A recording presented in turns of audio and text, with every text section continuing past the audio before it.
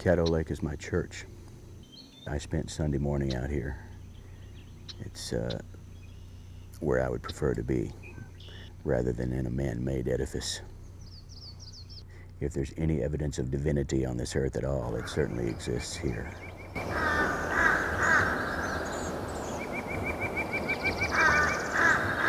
It makes me feel very calm and at peace. Gives me a great sense of belonging. I feel like a part of this rather than something separate from it. Love has come and gone. The years keep rushing on. I've been fortunate in my career in that I've been able to travel all over the world with the Eagles doing concerts. But I've never seen any place like Caddo Lake anywhere. And that's what always brings me back here. It's not even the fact that I was born and raised very near here. I think I would come here regardless of where I was born and raised. Never seen any place quite like it. This is a bald cypress savanna swamp, and it's one of only a few in the United States. And it's a rare and valuable ecosystem. There are some trees on this lake that are about 400 years old. There are bald cypress trees in other locations that they've measured or they've done core samples on that live to be 1,000 years old. There are over 400 species of plants and animals here at this lake. This is part of a major flyway for songbirds that migrate all the way from Canada to Central and South America. In the summer, the lily pads and the lotuses grow and they bloom. And there are all kinds of great water birds that fly around here.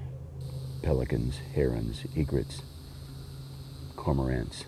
I caught my first fish in about probably 1954, 55, right over off of Potter's Point. I was fishing with my dad,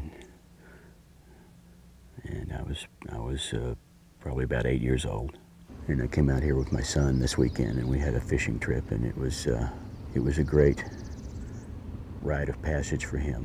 It created a wonderful bond between my son and I, similar to the bond that I had with my father when he brought me out here some 50 years ago.